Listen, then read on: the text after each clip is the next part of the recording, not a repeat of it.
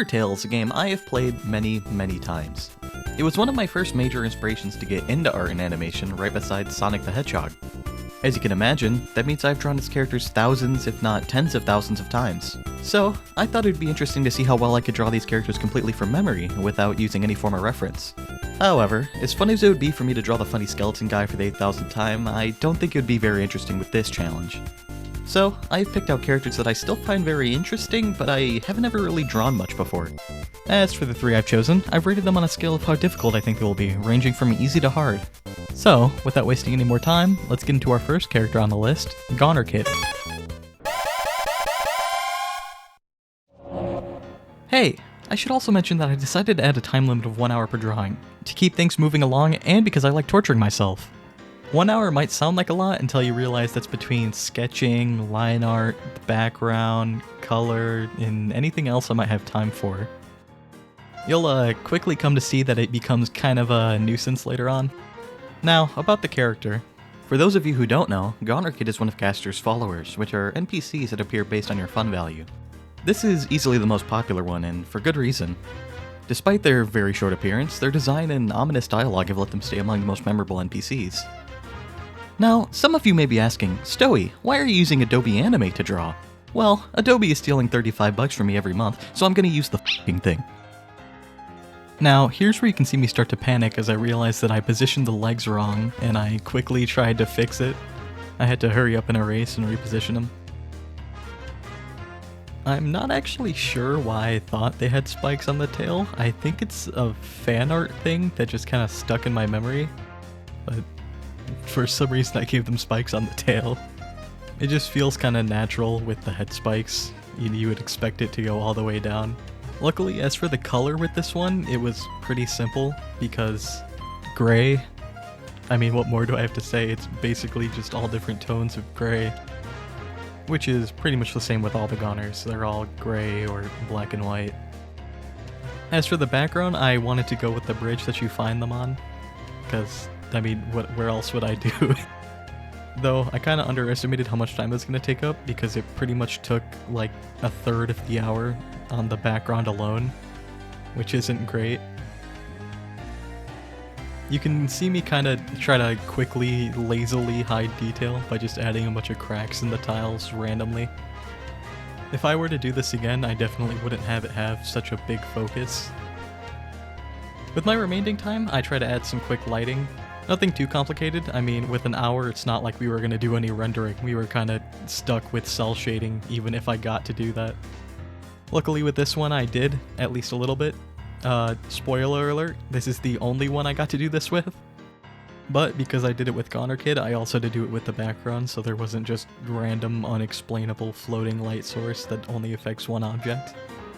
But that also left me with absolutely no time for the background, so you can see me quickly rush to try to fill in random shapes and add gradients.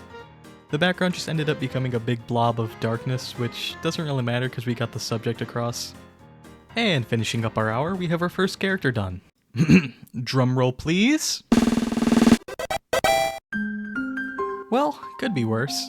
Kinda looks like a weird Hollow Knight character. I do kind of think the minimal shading was detrimental to this one, and it would have been better as just solid, but oh well. Moving swiftly along, it's time to get into our second character, Muffet.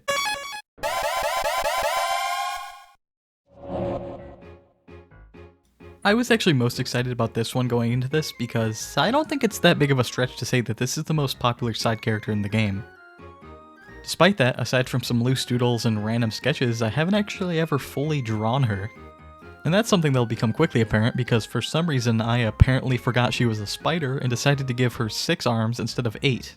Or, well, 6 arms and 2 legs, you get the idea.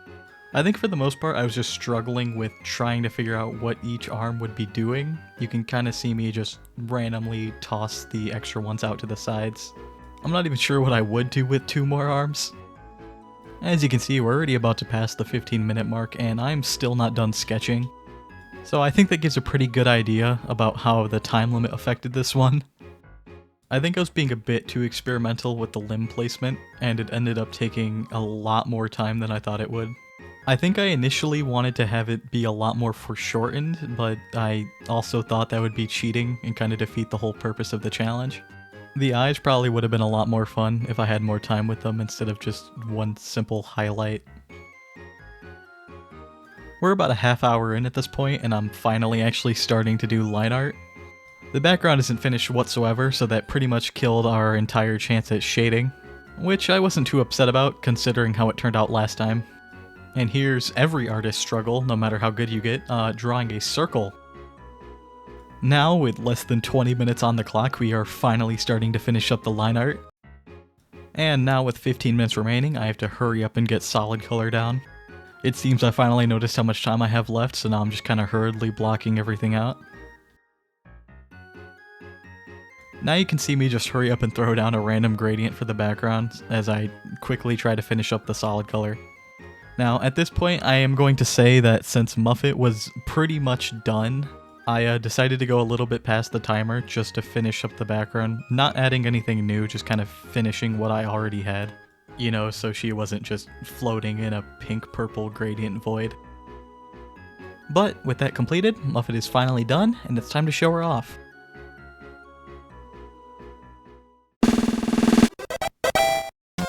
I definitely had a lot more fun on this one than the last one, but I also spent way too much time on the sketch. But I really don't think it turned out that bad. But with Muffet out of the way, we're on to our final character, Mad Mew Mew. Psst, hey, actually, I just came in to say that after I got done drawing Mew Mew, I actually looked at the recording only to find out that I didn't actually record in the first place. So I ended up having to redo the entire thing. But if you were wondering how that initial Mad Mew Mew looked, here it is. Okay, bye! This one I was definitely the most nervous going into because not only is this the most complicated character design out of the three I've chosen, but it's also the one that I have never drawn before.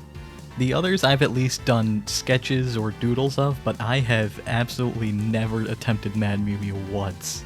And I'm not exactly sure why. It's not like I don't like the character, and I do have the Switch version. I think it's just the fact that she was added later. She's just not as well known as other characters. It's a Switch exclusive fight that you have to go out of your way for. As you can see, I clearly learned my lesson from Muffet and wasn't taking nearly as much time on this sketch. The only thing that was kind of giving me trouble is trying to decide where to put that leg. I eventually just decided to have it hanging out. I thought it would look more awkward than it did, but it actually kind of works with the pose. For some reason, I didn't remember her having shoes, so I just decided to give her these weird cat paw socks. I'm not really sure what else to call them. Here you can see me get stuck on this tail for like a solid 3 minutes. I just could not figure out which way I wanted to put it for the life of me. I actually ended up having to go back and make a whole new sketch of it just to clean it up afterward. But now we're finally getting on to color. Luckily for me, a lot of her color palette is really similar, it's just a lot of bright pinks. As for the background, I attempted to make the normal monster encounter screen with like the green squares that are inverted. But it just dawned on me that that isn't actually the regular monster encounter screen, that is actually the Toriel boss encounter screen. So Mad Mew Mew is in the ruins for some reason.